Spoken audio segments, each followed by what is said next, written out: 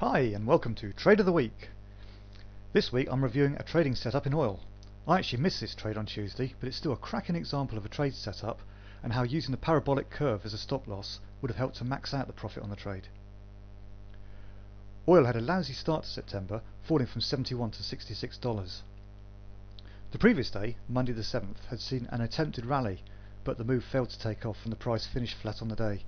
However, there was likely to be plenty of action ahead of Wednesday's OPEC meeting. The beauty of this trade was that it gave an early heads up to oil traders that a buy was on the cards. The opening move on the 30-minute chart saw the parabolic curve, here we go, there, flip over from red to green. So that was signalling a switch to the buy side.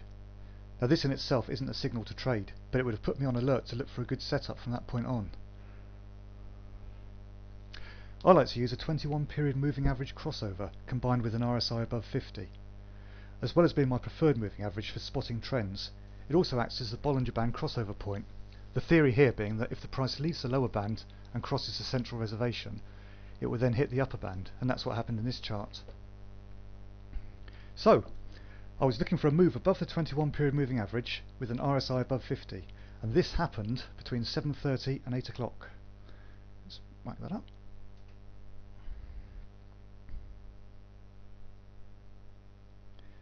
Now that was actually the candle that triggered the trade. My trading setup has a sort of discipline that says that I must trade 10 pips through the moving average, so it cuts out a lot of the fluffy trades when the price whipsaws around the average line. So at around 8:40 my order would have been triggered to go long of £5 a point at 67.42.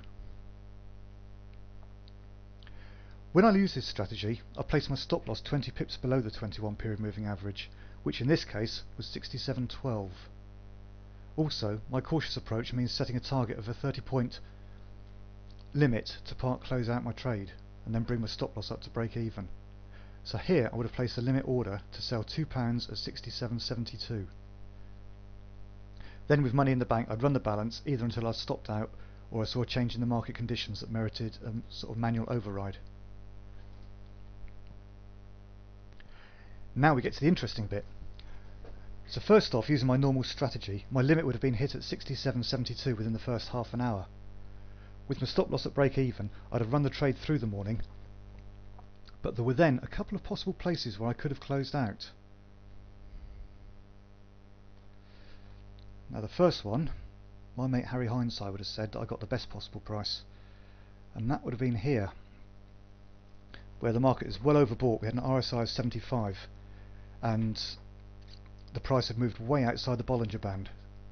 So in normal trading I might well have sold there because it was overcooked. But let's be harsh and assume that I was in a gung-ho mood and continued to roll the dice. If we move on to the next calendar, I would certainly have raised an eyebrow at that one. That's a doji signalling indecision, so that could have been the end of the move. And if I hadn't got out then I definitely would have got out on the next candle, if I show that one.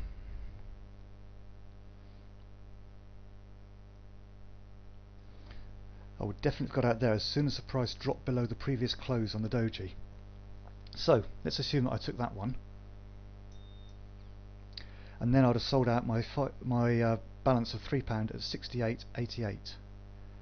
So in total that would have given me a profit of 146 points at £3 plus 30 points on £2, making 498 or around 500 in total.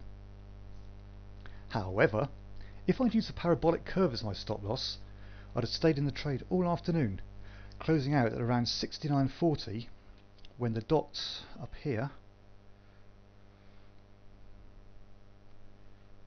changed from green to red, and that would have produced an overall profit of £654. Food for thought. Have a good weekend.